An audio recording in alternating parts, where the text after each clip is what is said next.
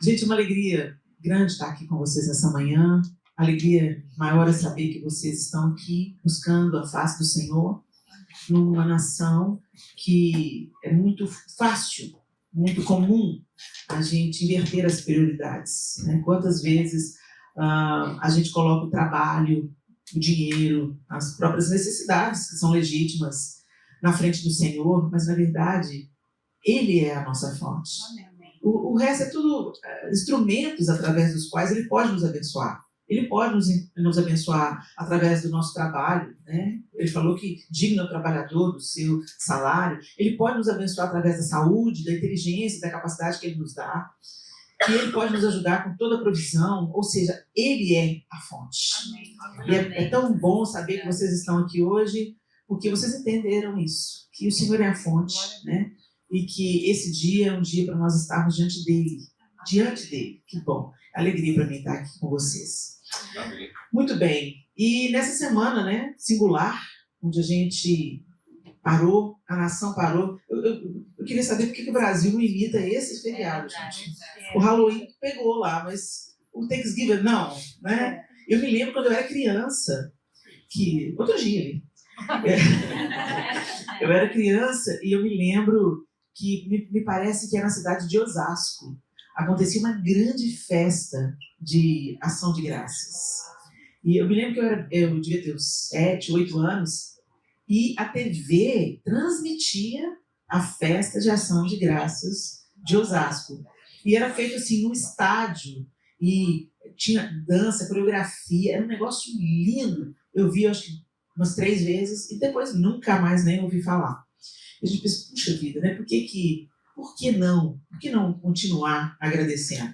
É claro que aqui nessa nação tem toda uma história que precede o Thanksgiving, né? Mas todos nós temos motivos de gratidão. Você tem? Nós temos muitos motivos de gratidão. Também é uma coisa muito comum nós nos lembrarmos mais das nossas queixas do que nos nossos motivos de gratidão. Se a gente pega um lençol branquinho, estende aqui na frente, com um pontinho preto no meio, uma bolinha desse tamanhozinho assim, ó, pintada no meio do lençol, e eu perguntar para todos vocês, o que vocês veem aqui? Todo mundo vai falar do pontinho preto no meio do lençol. Quase ninguém vai dizer, um lençol branco. Normalmente as pessoas falam, não, tem um pontinho no meio do lençol branco. Aquilo que é menor acaba chamando a nossa atenção. E quando a gente olha para a nossa vida de uma maneira honesta, a gente percebe claramente como nós temos muito mais motivos de agradecer. Muito mais. Mas imediatamente, quando a gente vai orar por algum problema, quando o pastor, por exemplo, faz o apelo que ele fez aqui hoje, né? Quando a gente pensa no Vale dos Ossos Secos, você não precisa nem fazer esforço para lembrar. Já vem todos os ossos secos vêm na sua cabeça. Né? Mas você pensa, tomou banho para vir aqui para cá hoje? Espero que sim. Mas se não tomou, não tem importância. Em algum momento desse dia você vai tomar banho, né? Não é bom saber que frio está lá fora, mas que a gente está quentinho aqui dentro. Ontem a gente teve um dia bem cheio. E quando nós chegamos aqui ao hotel, já era mais tarde, a gente veio de uma viagem de quase 4 horas de Massachusetts. E quando nós chegamos aqui, eu fui tomar um banho. Meu Deus, que delícia que é tomar um banho quando seu corpo está moído. Não é bom? Banho não é só para lavar. Banho também é para relaxar, descansar. Né? Sua roupa cheirosa, limpinha. Alguém comeu quando veio para cá? Que grande bênção, né? Sabão cheiroso. Parece uma coisa boba. Um sabão que tem perfume. Em Cuba, gente, eles não têm sabonetes. Em Cuba, eles não têm pastas de dente, escovas de dente. Para a gente é tão trivial ter uma escova de dente, uma pasta de dente, um sabonete. Vocês entendem como nós temos muito mais motivos de gratidão? Às vezes a gente não dá valor, porque tem de sobra. E aí quando você conversa com um doente terminal, eles não vão falar que estão sentindo falta dos troféus, dos diplomas, das viagens extraordinárias. Normalmente, quando você conversa com um doente terminal, ele sente falta de comer sozinho, ou comer aquela comida que ele gostava tanto, mas agora não pode mais. Ir ao banheiro sozinho, sem precisar de uma sonda ou de ajuda de terceiros. Tomar um banho de corpo inteiro, lavando a cabeça, sem ter intervenções de cabos e agulhas espetadas. Sente saudade de um banho de mar. Sente saudade de estar em família. E essas são as verdadeiras riquezas, mas que a gente nem sempre dá valor. Então, essa semana, nós paramos para contar as bênçãos, para relembrar. Mas até isso está sendo roubado, gente. Até isso.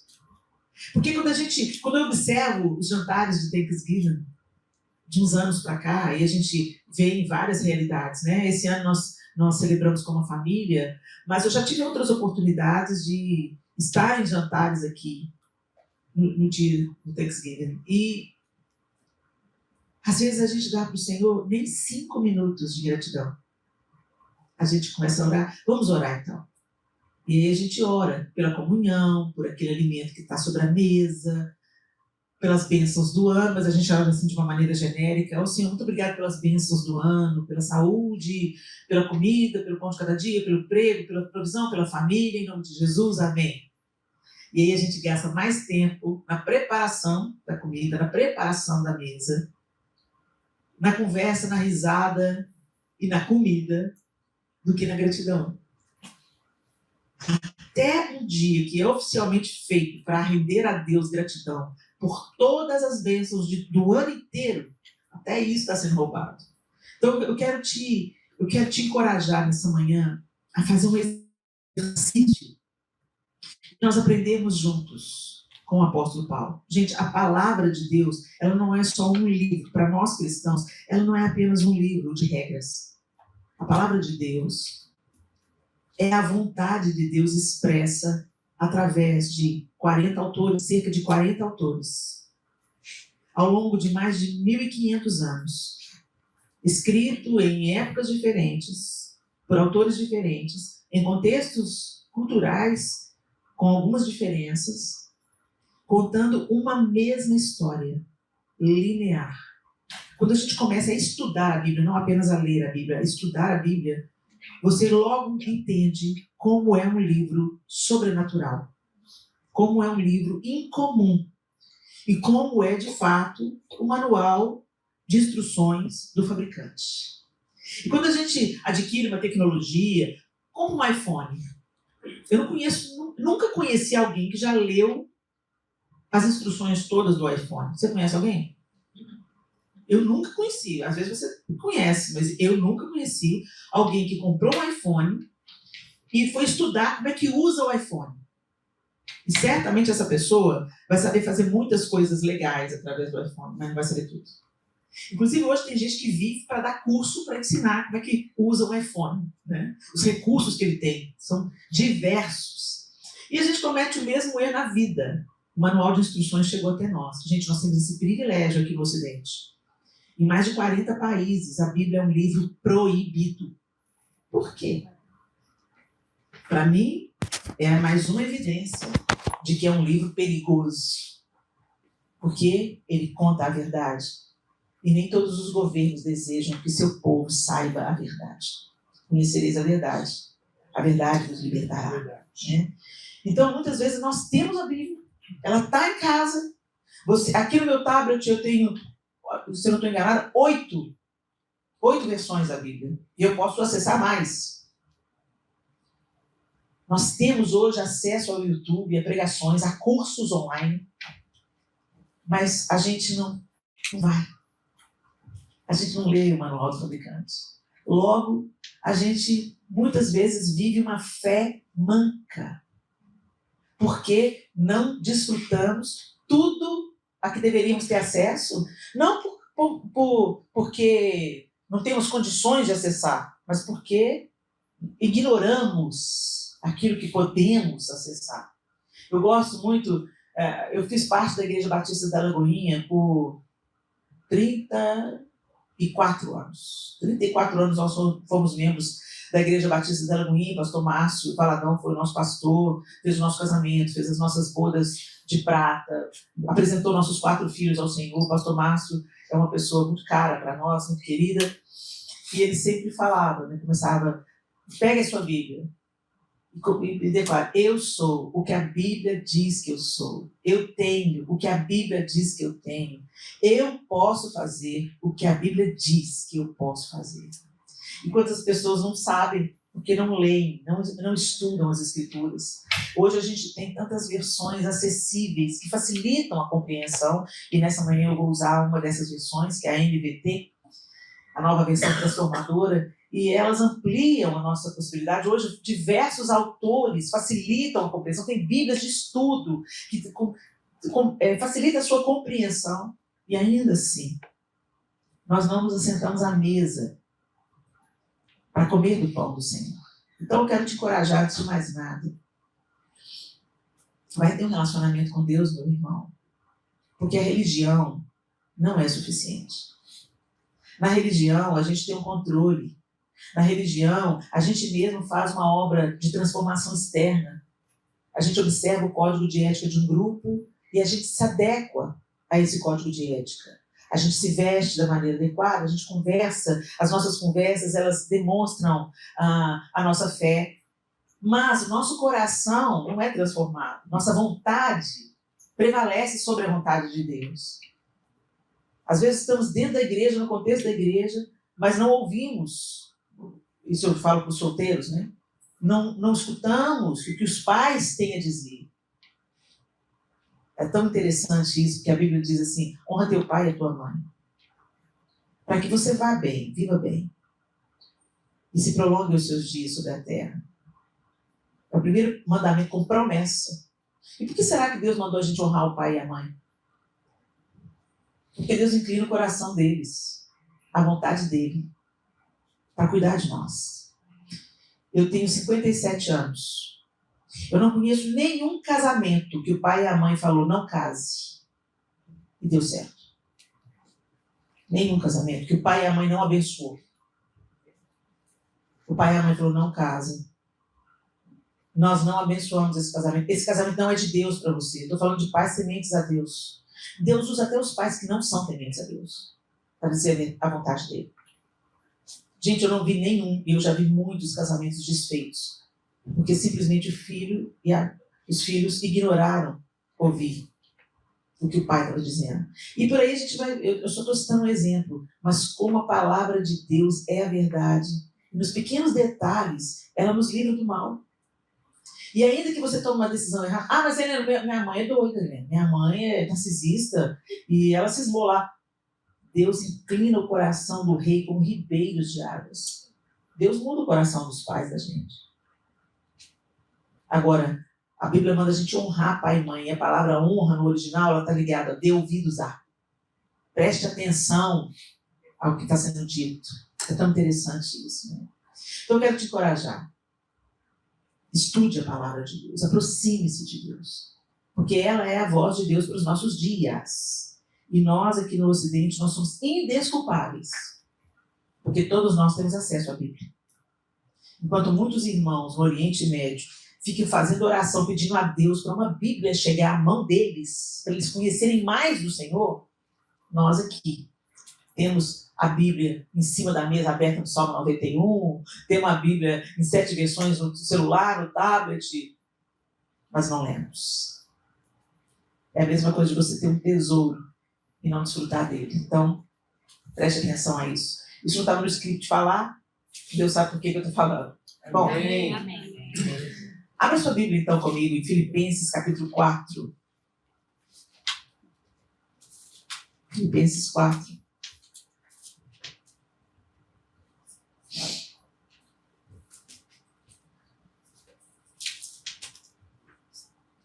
E nós vamos ler a partir do verso 11. Filipenses 4, eu estou na nova versão transformadora, pode ser um pouquinho diferente da sua, mas é a mesma palavra de Deus, ok? Amém. A partir do verso 11, o apóstolo Paulo diz na sua carta aos Filipenses: não digo isto como por necessidade, porque já aprendi a contentar-me com o que tenho. Sei estar abatido e sei também ter abundância. Em toda maneira e em todas as coisas estou instruído, tanto a ter fartura como a ter fome, tanto a ter abundância como a padecer necessidade. Eu posso todas as coisas naquele que me fortalece. Amém. A gente conhece esse verso 13, né? Posso todas as coisas naquele que me fortalece. E muitas vezes nós usamos esse versículo, mas não compreendemos perfeitamente o contexto que essa carta está sendo escrita. Quando o apóstolo Paulo escreveu essa carta aos Filipenses, ele estava preso em Roma, limitado, privado da liberdade. Mesmo assim, essa é a carta mais alegre do apóstolo Paulo, a mais esperançosa, a mais cheia de gratidão. Não é um paradoxo? Ele está preso, só para lembrar vocês, ele está preso injustamente, ele foi difamado, distorceram algo que Paulo fez em Jerusalém. Paulo foi preso para não ser linchado pelos judeus, ele foi preso. E aí ele apelou a César por ser cidadão romano. Então, nesse contexto, ele já está em Roma e está preso por causa daquilo que acusaram a ele injustamente. Mas nessa situação, Paulo estava pregando para toda a guarda pretoriana. Todo mundo que vinha tomar conta de Paulo ouvia o evangelho. Ele podia receber pessoas nessa prisão, nesse primeiro estágio da prisão. Então, ele usava essa oportunidade de poder receber visitas e pregava o evangelho. E descrevia suas cartas. E aí a gente vê em contraponto absoluto com a situação que ele está vivendo. Imagina você preso injustamente. Preso por estar fazendo o que é certo, preso por estar fazendo o que é bom. Preso por anunciar a palavra do Senhor. Porque no fim das contas é sobre isso. Você está preso. De repente a sensação da gente é pensar, poxa Deus, eu estou pregando o seu evangelho, estou anunciando a sua vontade, eu dei minha vida inteira. Fui a lugares inóspitos, fui apedrejado, passei por tanta necessidade, para agora estar preso injustamente. O senhor errou comigo, o senhor fracassou comigo, o senhor se esqueceu de mim, mas não é isso que a gente vê. E ele fala para os filipenses assim, eu aprendi. Olha que interessante. Aprendi. Essa frase só pode ser compreendida, gente, quando a gente entende quem Paulo era, o que ele viveu e como a sua compreensão de Cristo foi moldada. Ele não nasceu com ela. Ele falou, eu aprendi. A visão de gratidão que Paulo tinha nesse contexto não veio com ele, não veio no pacote. Nós não somos naturalmente gratos. E esses exemplos que eu dei aqui no início já deixou claro para você que nós não somos naturalmente gratos, nós somos inclinados à murmuração. Quando você entra numa fila assim, ó, e alguém fala, meu Deus, que fila enorme, você logo encontra alguém para fazer coro. É verdade, é um absurdo, viu? A gente paga caro imposto para esse banco. É a fila dos velhos. E aí começa. Agora, se alguém chega assim e fala assim, ô, que bênção, hein? A fila tá longa, mas todo mundo aqui tem perna e força para aguentar. O povo já olha para você como se fosse louco. Aí, fugindo do hospício. Se você reclama, todo mundo tá junto. Estamos juntos. Tá quente, um inferno. Não, tá frio, misericórdia. Aqui então, gente, tá escuro. 4 horas da tarde, já tá escuro, pelo amor de Deus, ou inverno, ou... Volta pro Brasil. Lá tem sol o ano inteiro. Vocês entendem? A nossa tendência é essa. É humano. Mas eu quero te dizer, meus irmãos, essa que é a beleza do cristianismo. O Senhor nos ama como nós somos, mas nos ama demais para nos deixar do jeito que nós estamos. Amém. Ele sempre vai querer nos aperfeiçoar e nos levar de volta para o plano original dele.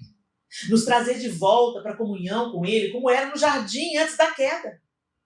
Por isso que a Bíblia diz que Jesus veio fazer reconciliação entre Deus e o homem. E fazer reconciliação fala de relacionamento que foi quebrado, não é? Eu vou reconciliar pessoas que foram separadas por alguma situação, certo? Reconciliação, então, é unir de novo essas pessoas. Mas o povo vem para a igreja, mas não vem para Deus. A igreja vira um clube social, a gente frequenta, a gente gosta da comunhão, dos jantares de Thanksgiving. E literalmente a igreja se torna família, porque a família da gente está lá no Brasil, né? Seus pais às vezes estão lá, seus tios, seus primos, seus irmãos, muitos estão aqui com os filhos, os cônjuges no Brasil. Então a igreja vira uma família mesmo, uma grande família. E essa é a vontade de Deus, que a igreja seja uma família. Mas Ele é o Pai. Ele é o Pai. E o pai é a pessoa que dirige a família. É a pessoa que orienta a família. É a pessoa que protege a família. É a pessoa que resolve os BOs da família. É o pai. Paulo está aqui nesse contexto que tinha tudo para estar reclamando, questionando o amor de Deus. Mas ele fala para os filipenses, eu aprendi a estar contente. Algumas traduções dizem, a estar contente em toda e qualquer situação. Os filipenses tinham acabado de mandar para ele um donativo, né? Para ele se manter ali na prisão. A gente não sabe exatamente o que eles mandaram, se eles mandaram moedas, dinheiro, roupa, livros, a gente não sabe, mas ele foi abençoado com provisão que estava vindo da igreja em Filipos. E ele fala assim, no verso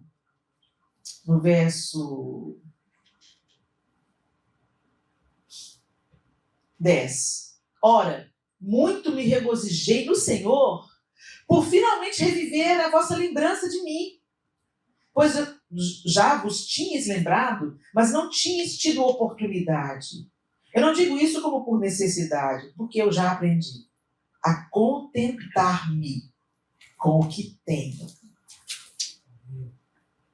Eu aprendi. E você aprendeu? Será que você é contente? Não estou dizendo, gente, que a gente não pode ter sonhos. A gente pode sonhar. Aliás, a gente pode, deve. Né? Por que está sendo construído lá o espaço para as crianças? Porque alguém viu uma necessidade e sonhou dar para elas um espaço melhor. Um lugar onde elas podem aprender com mais conforto, onde elas possam já ser tratadas como igreja hoje. Né? Porque não é porque a criança não é dizimista que ela não deve ser vista como parte da igreja hoje. Né? Elas são a igreja do futuro, mas elas também já são a igreja do Senhor hoje. Né? Alguém precisou de sonhar com essas salas lá. Então os sonhos são bons, são muito bons. Mas você já está satisfeito com aquilo que você tem? Você já está contente com aquilo que você tem? Eu posso querer ter aqui um suco na minha taça, mas eu já estou feliz com a água. Aliás, eu reconheço que o suco é muito bom, mas a água tem o seu lugar. Nada mata a sede como a água. Você já consegue olhar para a sua realidade hoje e ser grato? Você já aprendeu? Ele fala, eu aprendi a contentar-me com o que tenho. E ele fala mais, eu sei estar abatido. Uau! Eu sei estar abatido. E sei também ter abundância. Eu não vou me envaidecer na abundância e também não vou ser destruído quando estiver abatido. Em toda maneira e em todas as coisas, estou instruído. Olha, mais uma vez, ó, eu aprendi, eu estou instruído. Então a gente vê que ele aprendeu, alguém ensinou. E quem ensinou? Tanto a ter fartura, como a ter fome. Em toda maneira e em todas as coisas estou instruído, tanto a ter fartura, como a ter fome. Tanto a ter abundância, como a padecer necessidade. Então tem algo sobrenatural acontecendo aqui. Algo que transbordou a natureza humana do apóstolo Paulo. Algo que foi concedido a ele pela experiência, pelo Espírito. De maneira nenhuma o apóstolo Paulo está conformado. Não é sobre conformismo, gente. Não é sobre resignação. Sabe? Ou então positividade barata. Sabe aquele espírito de Poliana? Vai dar certo, eu vou falar, vai dar 3 pulinhos e vai dar... Não, gente, não é uma positividade barata, não é resignação, fazer o quê? Não posso evitar. Não é sobre isso. Mas aqui, esse texto está expressando para a gente algo profundo. Uma teologia moldada pela cruz, pela graça, pela soberania de Deus. A confiança do apóstolo Paulo era tamanha que ele tinha essa segurança. O que eu estou passando, Deus tem um propósito aqui. Ele está fazendo alguma coisa aqui. Então deixa eu enxergar o que ele quer fazer aqui, nessa situação.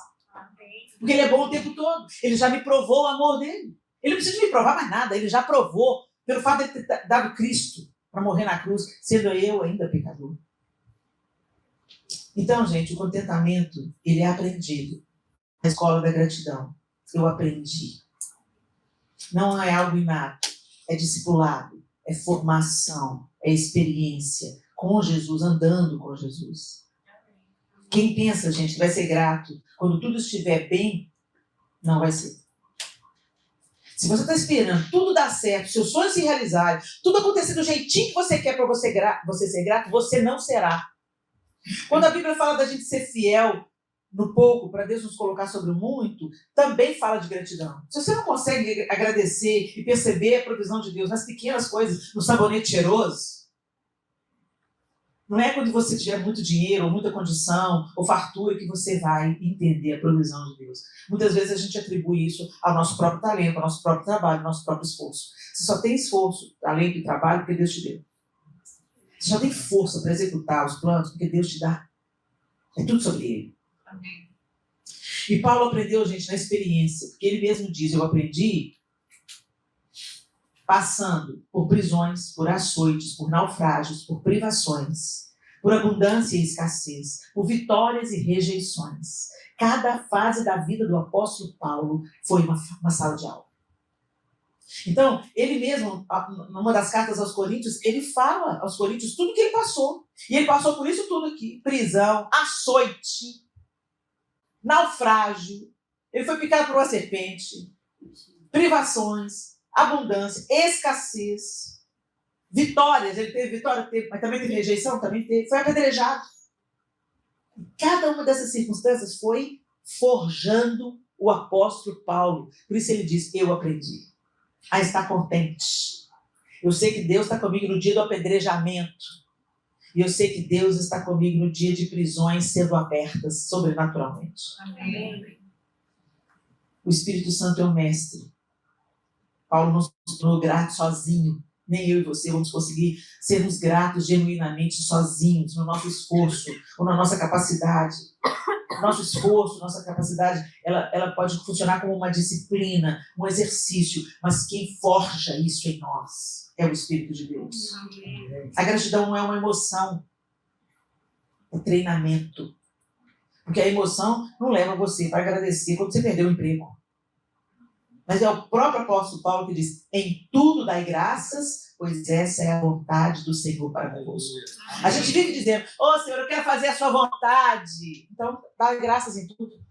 Dá graças quando estiver tudo bem, dá graças quando estiver tudo mal, dá graças quando as coisas estiverem se realizando, dá graças quando as portas estiverem se fechando. Dê graça, Senhor. Não estou entendendo nada, mas eu sei que a minha vida pertence ao Senhor e o Senhor está cuidando de mim.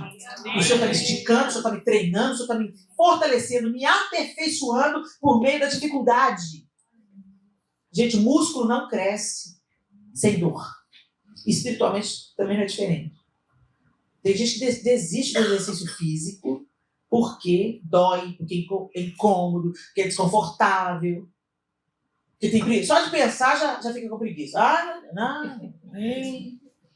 Mas aí você vê uma pessoa de 80 anos que se exercitou a vida toda e outra de 60 que nunca se exercitou, você vai saber o fruto e o ganho de cada um.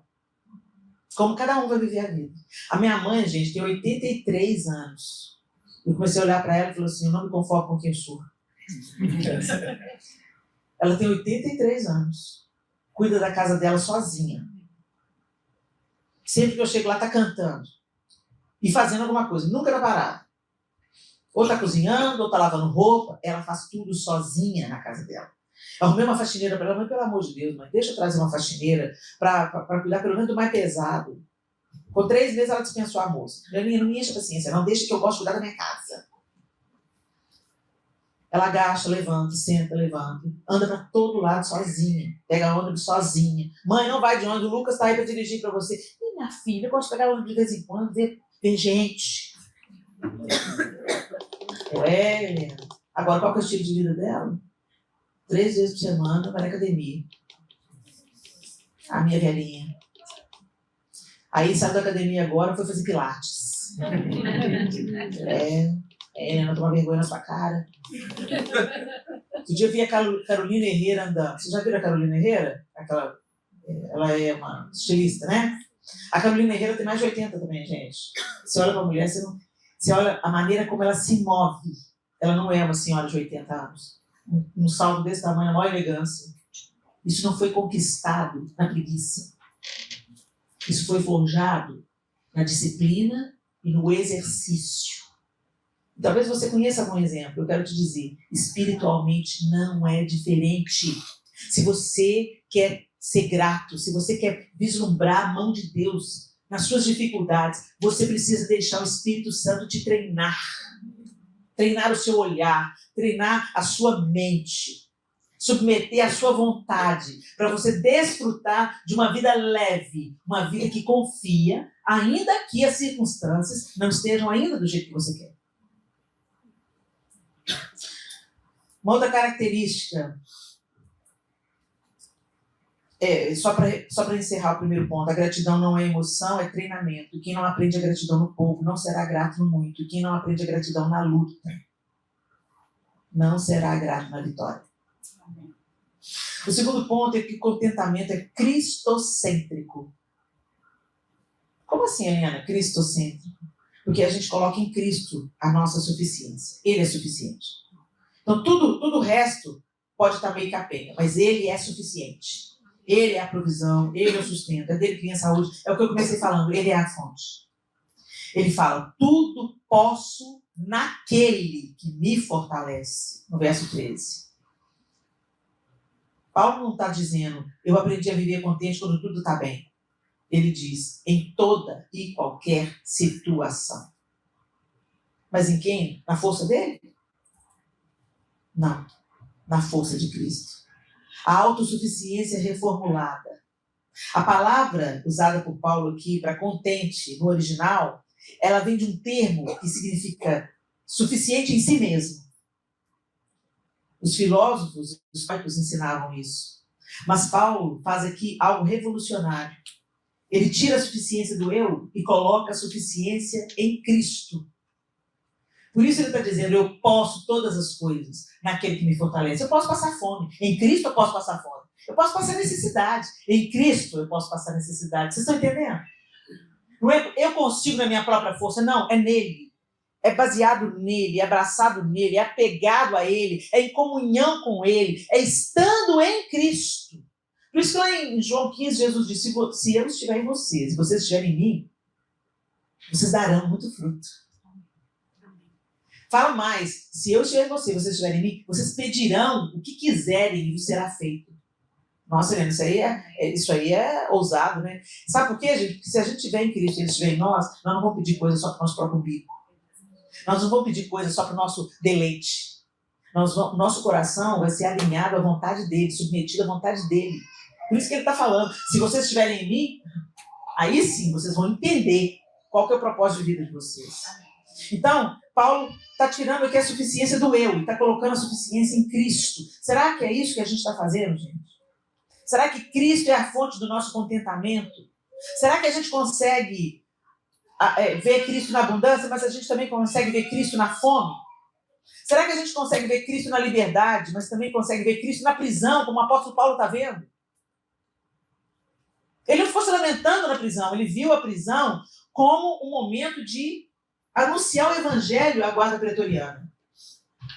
E não foi a primeira vez, quando Paulo estava preso com Silas, estava preso. O que ele começou a fazer? Cantar. Será que eu e você louvaríamos presos injustamente? Ele tava, sabe, gente, que é isso que ele aprendeu? Tipo assim, ó, sei por que eu estou preso. Eu orei pela mulher, foi liberta daquele demônio que estava oprimindo ela. Os caras, porque levaram prejuízo no lucro, me colocaram aqui dentro. Mas ele não está lá perguntando, Deus, por que o Senhor permitiu? Ele está lá, literalmente. Então louve, simplesmente louve, está chorando, louve, precisando, louve, está sofrendo, louve. É isso. Ele está louvando. meio da prisão. E aí você pensa, tá bom, eles estão conformados. Não. Eles sabem que nada na vida deles acontece por acaso. Deus tinha um carcereiro para salvar. As bases da prisão são abaladas, um terremoto acontece, o carcereiro pensa que vai tirar a própria vida, mas Deus está entrando naquela prisão para socorrer não apenas o carcereiro, mas toda a sua família. É isso que acontece quando a gratidão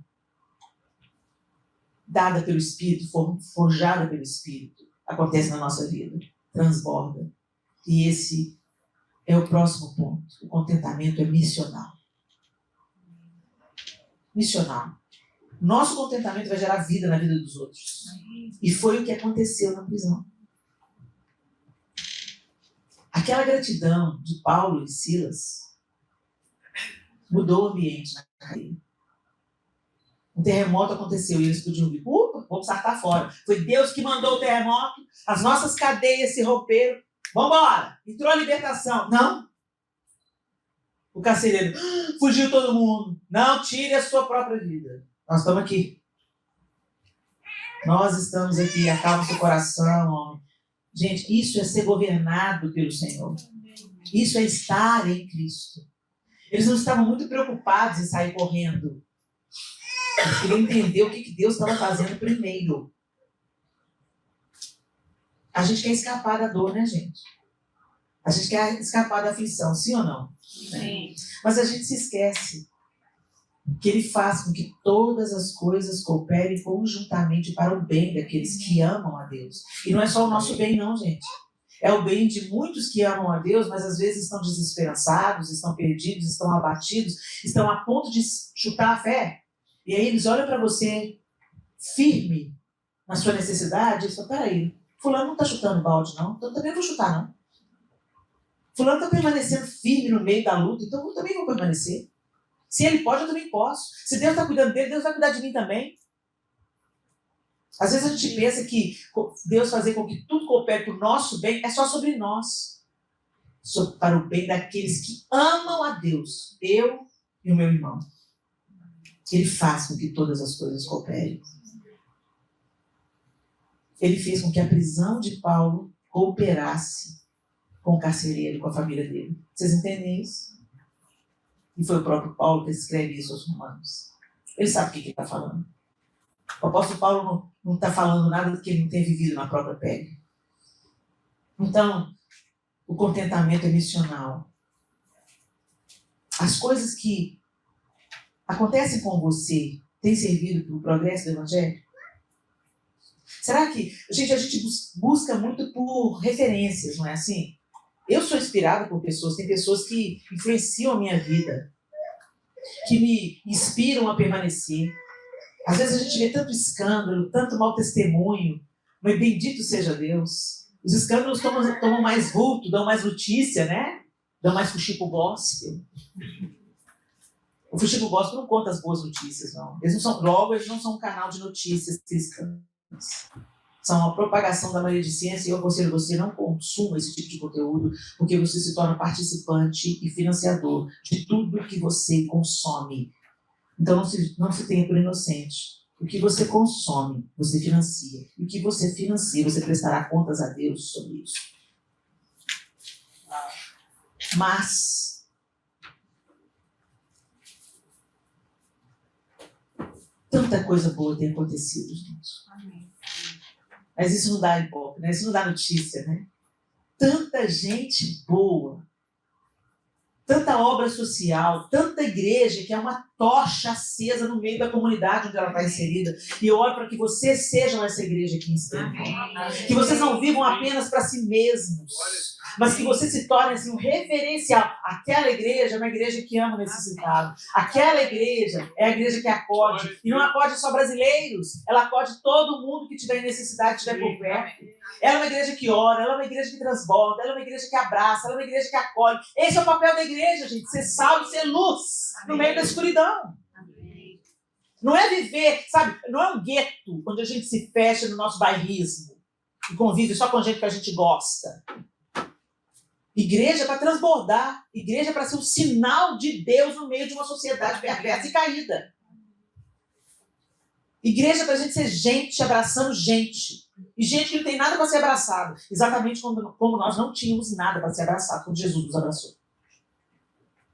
É para a gente amar como fomos amados. E não com o nosso amor. É uma gratidão baseada na soberania de Deus, a gratidão missional. Ela transborda. Ela se move pela soberania de Deus. Paulo não vê suas dores como tragédias, mas como ferramentas divinas para cumprir o seu propósito. Como é que você está vendo as suas dores? Será que você pode olhar para a sua necessidade hoje, para aquilo que está te faltando hoje, para aquilo que não está tão bom hoje? Será que você pode enxergar isso como uma estratégia, uma ferramenta para Deus cumprir o propósito dele em você e através de você? A gente tem horas que a gente passa por algumas coisas que é Deus literalmente baixando o nosso tupete, quebrantando o nosso coração, arrancando o nosso orgulho. Tem coisas que a gente precisa passar para a gente não continuar como a gente está. Às vezes você só vai conseguir ver quando chegar do outro lado do túnel. Você olha para trás e fala, olha, muito obrigado, Senhor. Que o Senhor me fez atravessar. Eu precisava de passar por isso. Para eu entender o seu amor, o seu caráter, a sua provisão, a sua majestade no meio disso tudo.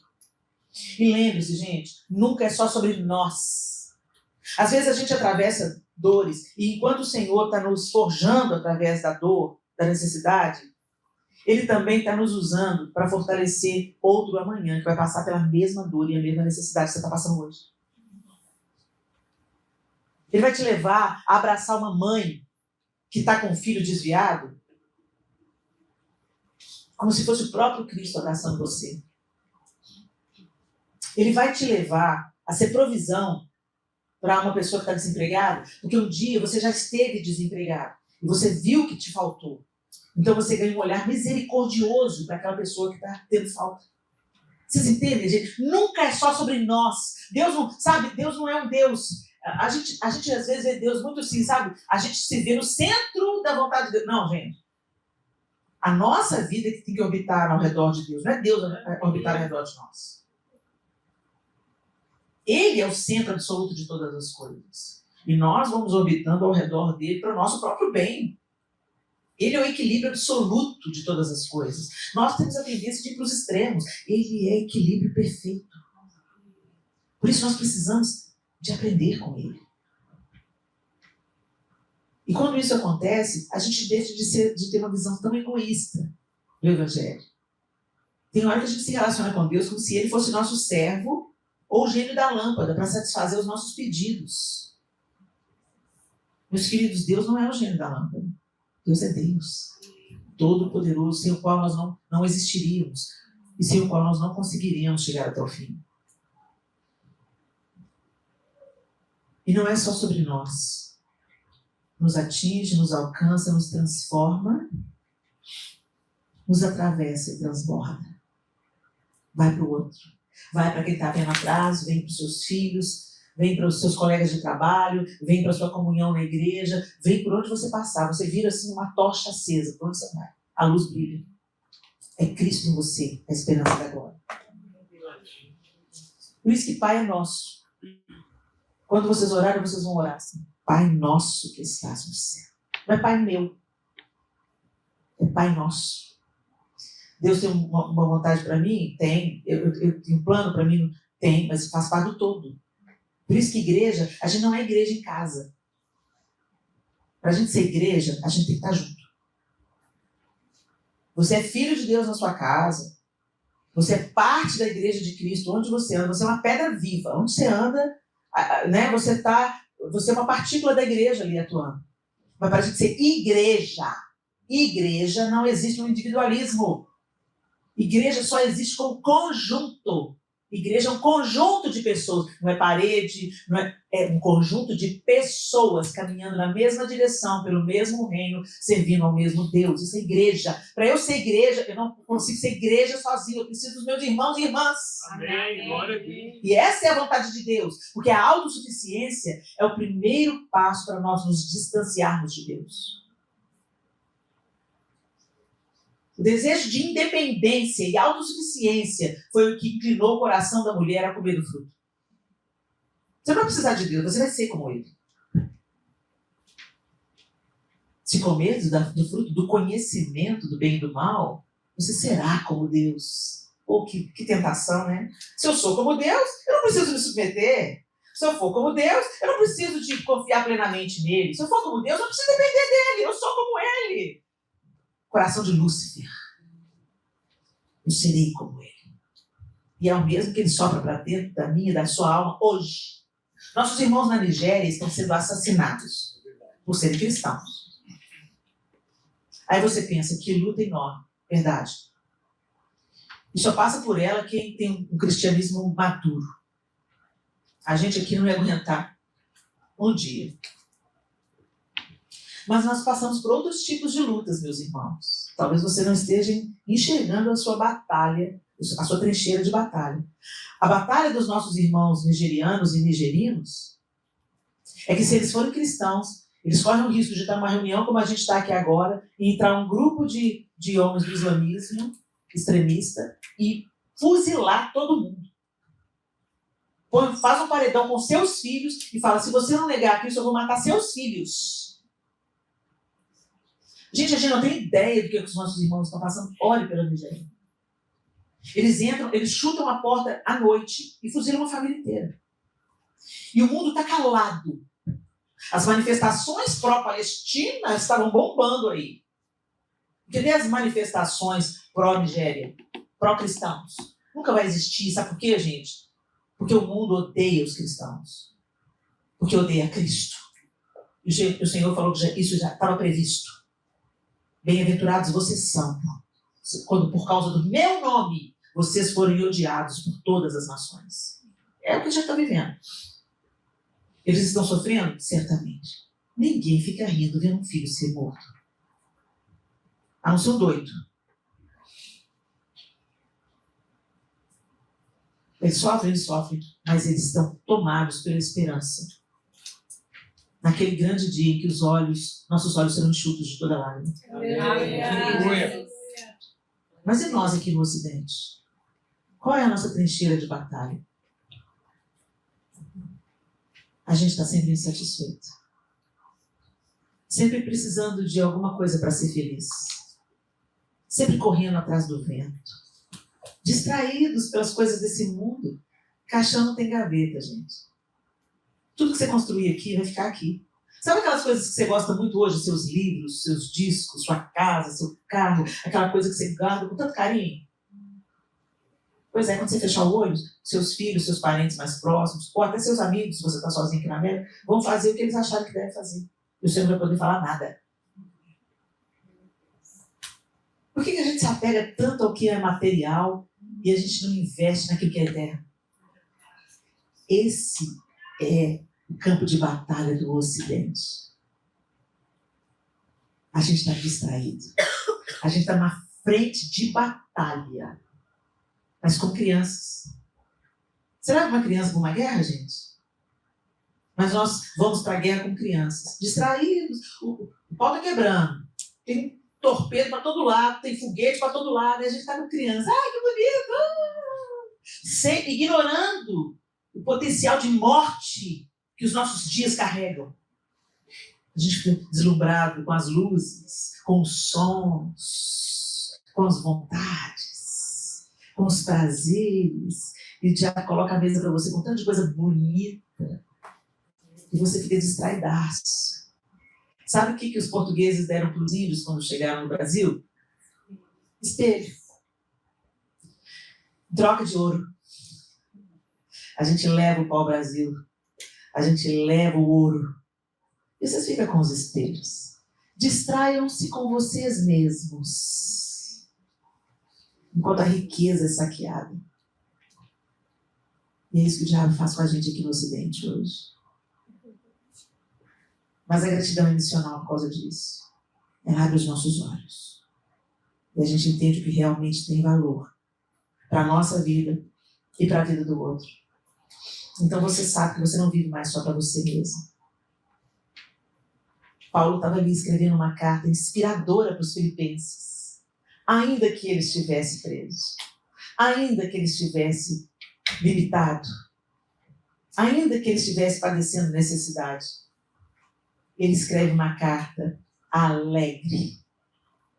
Porque o diabo não podia mais aprisionar a alma de Paulo. Podia aprisionar o corpo, não a alma dele, não o espírito dele, não a mente dele. Ele estava livre em Cristo. E é isso que o Senhor quer fazer de nós, livres. Não é o dinheiro que vai te aprisionar, não é o seu emprego que vai te aprisionar, não é a realidade desse país que vai te aprisionar. Nem te distrair, porque às vezes um ambiente bom, favorável, ele pode ser extremamente pernicioso, porque fica tudo fácil, você baixa a guarda. Para de ser grato, para de depender, para de agradecer. E a gratidão evangeliza. Paulo, mesmo preso, escreve, mesmo limitado, prega, mesmo sofrendo, agradece. E a sua gratidão se torna um testemunho vivo para a gente aqui, ó, no século XXI. Nós estamos falando da gratidão do apóstolo Paulo, que foi derramada no cárcere, onde o louvor trouxe libertação. Lá em Filipos. Interessante, né? Justamente em Filipos, ele também foi preso. A gratidão não é negar a dor, gente, mas é enxergar Deus através da dor. Feche os seus olhos.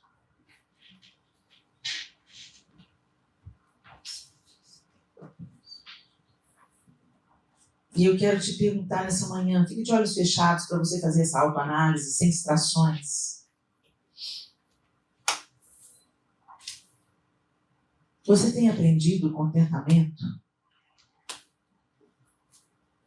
Como o apóstolo Paulo aprendeu?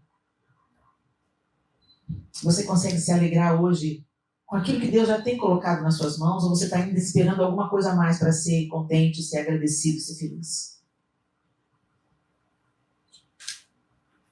Talvez você veio hoje com o coração extremamente pesado, pensando, Deus, por que as coisas não estão do jeito que eu queria? Por que não foi? Por que não deu?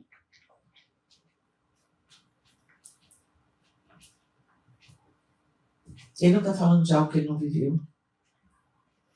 Ele aprendeu por prisões, por açoites, naufrágios, privações, escassez, rejeições. Ele aprendeu. E se ele aprendeu, o Senhor também quer ensinar a nós. Deus não tem filhos prediletos, meus queridos. Às vezes você pode pensar, mas esse é o apóstolo Paulo. Pois é, Deus está precisando de levantar outros Paulos nos nossos dias. Deus quer fazer de você um Paulo desse tempo. Amém.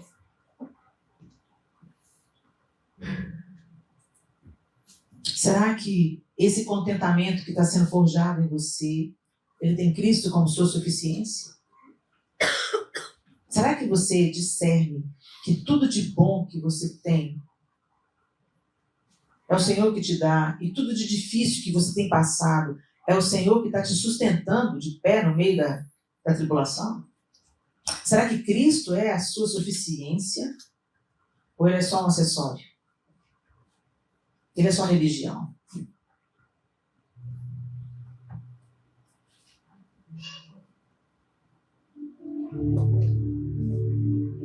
Sua alegria está nele? Ou nas coisas que você pode adquirir?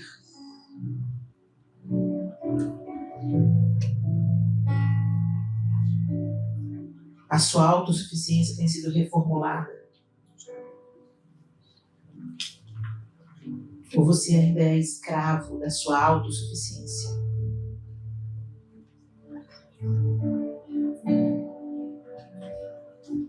E a sua gratidão, ela interpreta a vida pela soberania de Deus?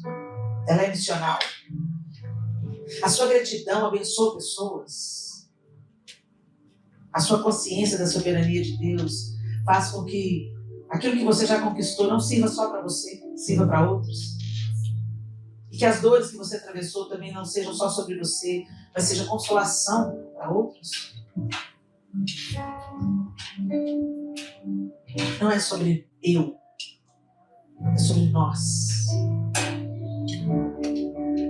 Viver só para nós mesmos, para fazer a nossa própria vontade, é o atalho para a destruição.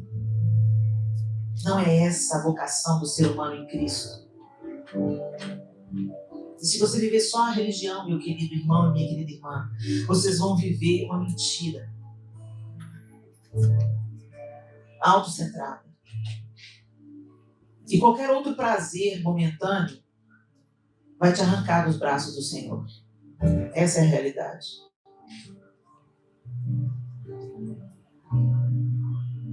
A gratidão é um processo. É aprendida no caminho, é sustentada por Cristo e é interpretada pelo propósito de Deus. E é isso que Ele quer nos ensinar nessa manhã. Aprenda a gratidão. Deixa o Espírito Santo te ensinar. Jesus. Deixa Cristo te sustentar no caminho, no dia bom.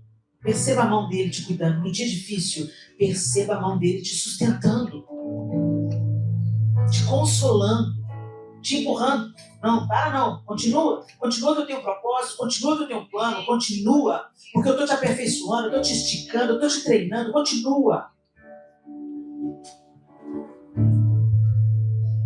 E a gratidão deve ser interpretada pelo propósito de Deus. Eu creio, eu agradeço, porque eu sei que o Senhor tem um propósito na minha vida. Nada foge ao teu controle. Nada é por acaso. Eu não estou à deriva, Senhor. Eu não estou ao léu. Eu sou do Senhor, eu pertenço ao Senhor, eu vivo pelo Senhor, eu vivo para o Senhor. Logo, o Senhor fará com que todas as coisas cooperem conjuntamente para o meu bem e para o bem dos meus irmãos. Glória a Deus. Eu não sei o que você está passando hoje, o que você está vivendo hoje, mas eu quero te dizer, seu principal inimigo hoje, aqui nesse país, é a tentação de esfriamento. Esse país é uma bênção em muitos aspectos. Eu devo aos Estados Unidos da América a salvação da minha própria família. Um casal norte-americano de missionários pregou para os meus pais durante 18 anos, até que eles se rendessem a Cristo, e eu e meus irmãos com consequência. Eu tenho uma gratidão e uma dívida com esse país. Mas eu quero te dizer, da mesma forma que o Brasil está enfrentando tantas dificuldades em todos os níveis, de segurança, de finanças, de corrupção, aqui o seu inimigo pode ser justamente o contrário. As facilidades, os prazeres, os acessos, a liberdade. Uma gaiola de ouro os Estados Unidos pode se tornar. A gaiola pode ser de ouro, você está preso do mesmo jeito. Se voltem para o Senhor. Que Deus seja o seu Deus, não o seu acessório. Que Deus não seja, que a igreja não seja um clube social. Que a igreja seja de fato uma família, onde um suporta o outro, onde um ajuda o outro, onde um aconselha o outro, onde um se acata ao conselho do outro. Em nome de Jesus, que você seja sal, seja luz. Que você enxergue as suas dificuldades hoje, ou as suas facilidades, pela perspectiva de Paulo. Que você aprenda a viver contente, tendo abundância, mas também padecendo necessidade. Sendo aceito, mas também sendo rejeitado. Que você seja conduzido pelo Senhor. Senhor, nós te agradecemos por essa manhã bendita na tua presença, na tua casa, no meio da tua família. E nós te pedimos, Senhor, tira as escamas dos nossos olhos, para que a gente veja o Senhor no meio dos dias felizes e também no meio dos dias caóticos. Que a gente enxergue, Senhor, a tua bondade nos dias que estão de acordo com a nossa vontade, nos dias que são desafiadores demais para nós. Que a gente contemple a sua face amorosa e provedora. E que a gente se submeta à tua vontade. E não ao Deus desse tempo. Mamon não é o nosso Deus. Nossos desejos não são nosso Deus. Nossos prazeres não são nosso Deus. As ideologias desse país não são nosso Deus. O Senhor é o nosso Deus. Sustenta-nos aqui, Senhor, como o Senhor sustentou Daniel e seus amigos na Babilônia, Senhor. E que como igreja brasileira na América sejamos resposta a tantas sementes que recebemos no Brasil, pela vida de tantos americanos que deram a vida para tornar o seu nome conhecido no Brasil. Que a igreja brasileira aqui não viva apenas para si mesma, mas viva para torná-lo conhecido nessa terra que já te amou tanto, mas que tem colocado outros deuses no altar no lugar do Senhor. Que não sejamos apenas religiosos, Senhor, frequentadores de igrejas, mas sejamos filhos e filhas cheios da autoridade do Senhor por onde nós passamos. Que os nossos relacionamentos glorifiquem o seu nome. Que os nossos casamentos apontem o Senhor. Que os namoros sejam santos nessa casa. Preserva os jovens dessa casa, Senhor, como o Senhor preservou Daniel e seus amigos na Babilônia. Que eles não se contaminem com as iguarias do rei, mas que se levantem moças e moços cheios de poder e autoridade do Senhor, quebrantados, submissos, amando o Senhor acima de todas as coisas. Eu oro por essa família pastoral, Senhor, pelo pastor Marcos, pela Sheila, por seus filhos. Ó Deus, sabemos que uma família que se levanta como uma família pastoral, ela se torna alvo do inferno. Pai, converte o coração dos pais aos filhos, dos filhos aos pais, para que juntos eles sirvam no seu altar com inteireza de coração, Senhor. Que todo dardo inflamado lançado contra essa família caia por terra em nome de Jesus. E que essa igreja, Senhor, se torne um reflexo daquilo que o Senhor vai fazer através dessa família no altar. Pai, nós oramos para os cônjuges, Senhor, que o Senhor vai trazer para esses jovens, Pai. Que sejam homens e mulheres segundo o teu coração, Senhor. Que venham engrossar as fileiras nessa obra grande que o Senhor está começando aqui, Senhor. Que o seu nome seja conhecido em Stanford, através dessa casa. Que o seu nome seja conhecido nas cidades circunvizinhas, através dessa casa. Que famílias sejam restauradas através dessa casa. Que os quebrados, Senhor, sejam restaurados nessa casa. Que os viciados sejam libertos nessa casa, Senhor. Ó Deus, fortalece essa família pastoral, Senhor. Em nome de Jesus, cerca eles com a tua mão poderosa e livra eles dos dardos inflamados do maligno. E cada família que o Senhor trouxer para essa casa, que experimente, Senhor, a sua vida, a sua abundância, a sua proteção, o seu sustento, o seu fortalecimento. Em nome de Jesus nós oramos. Amém e amém. Deus abençoe vocês.